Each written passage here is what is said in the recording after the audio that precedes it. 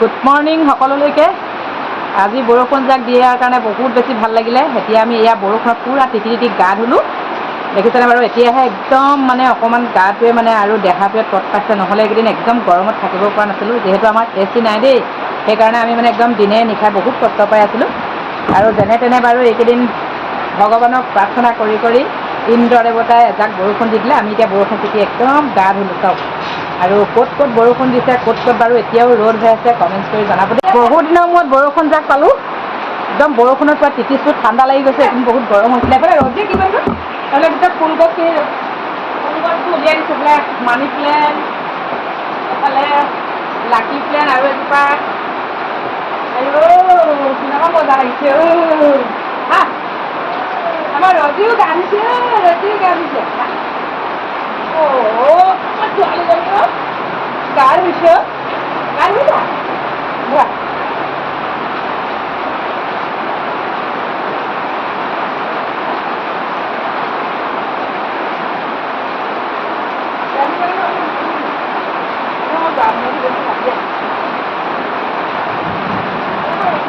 কিহত আছে এই পাগলীজনী? কি হ'ল? কিহে কাটিব? ঠাণ্ডা লাগি গৈছে।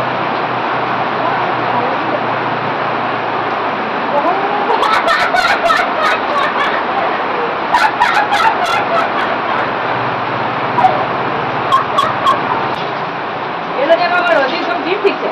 এইফালে একো গা ধুৱাই দিলোঁ দেই, একো গা ধুৱাই দিলোঁ। এইও গা ধুলে, গা ধুলে। এইও মোৰ লগত একদম পূৰা জঁপিয়াই জঁপিয়াই গা ধুলে, জঁপিয়াই জঁপিয়াই গা ধুলে। ৰাতিপুৱাই এজনীক একদম ৰাস্তাত বিচাৰি আনিছোঁ আৰু ঘৰলৈ আহিছে।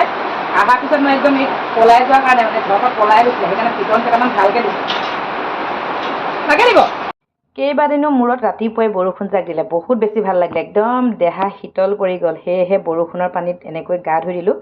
আৰু কোৱা শুনিছোঁ বৰষুণৰ পানীত গা ধুলে বোলে ঘামুচি নোলায়। সেইকাৰণে ময়ো আজি ৰাতিপুৱাই গাটো ধুই দিলোঁ দেই।